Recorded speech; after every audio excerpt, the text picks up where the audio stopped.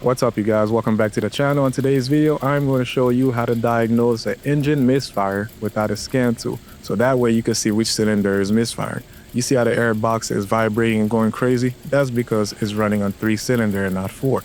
But let me show you how to quickly identify which cylinder, and it will make sense in a minute.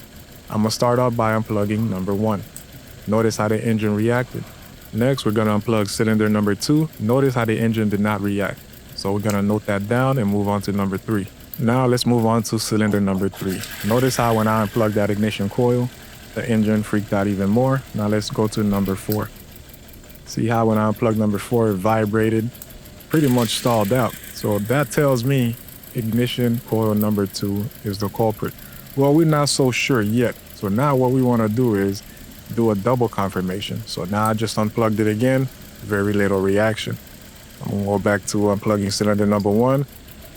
Again, night and day difference between unplugging ignition coil number 2 and all the other cylinders. No matter which one I unplugged, the engine reacted and pretty much let me know that that cylinder is firing, so number 2 must be the culprit. So now that I know it's cylinder number 2 that's misfiring, now I want to find out why. So here, the ignition coils are so easy to change and get access to. I might as well do a quick swap. So now I'm going to take ignition coil number 2 and swap it out with ignition coil number 4. And I'm going to put a little mark on the top, with my fingers, just so I can identify which one came from cylinder number 2.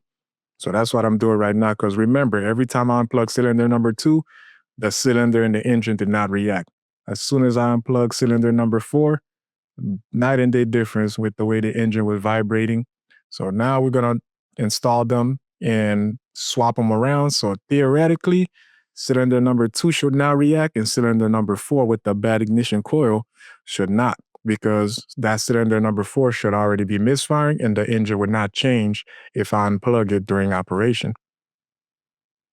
All right, now we have the engine started and running. The misfire is still there. As you can see, the air intake duct is still vibrating. It's still just jumping around. The engine is shaking. The only thing we did different was swap the ignition coil from number 2 to number 4. So now we're unplugging number 4. Notice how the engine did not react. Before, when I unplugged cylinder number 4, it would get worse. And all we did was swap ignition coil number 2 with ignition coil number 4.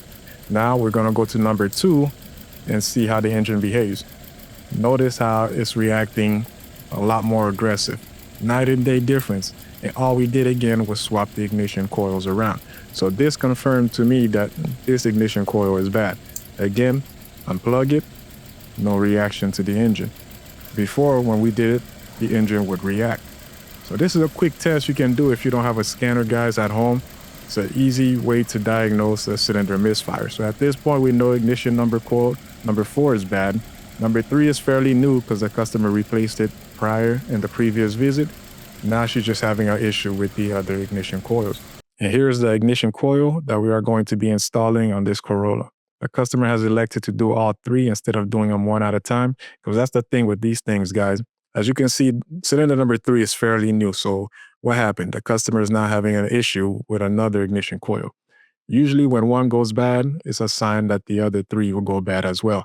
Not necessarily with every model, but for some reason, the Toyota Corollas and the Toyota Prius, they're known for that. So usually if you have one ignition coil that's bad, it's better to replace all 4 at the same time. That's what this customer has elected to do.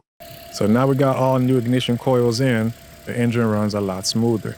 As you can see, number 3 was already new. All we did was replace ignition coil number 2. After we swapped it out with number 4, the engine ran a lot smoother. So that's how you guys can quickly diagnose your vehicle at home to see which cylinder is misfiring if you don't have a scan tool. Now, of course, unplugging the ignition coils while the car is running will set off a check engine light.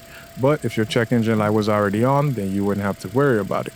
Now, we could have did the same thing with the injectors, but the injectors are a lot more harder to swap out than a set of ignition coils. So it's quicker to test with the ignition coils first to see if that fixes your problem. I hope you guys found this video informative, and if you did, don't forget to hit the like and subscribe button. As always, thanks for watching.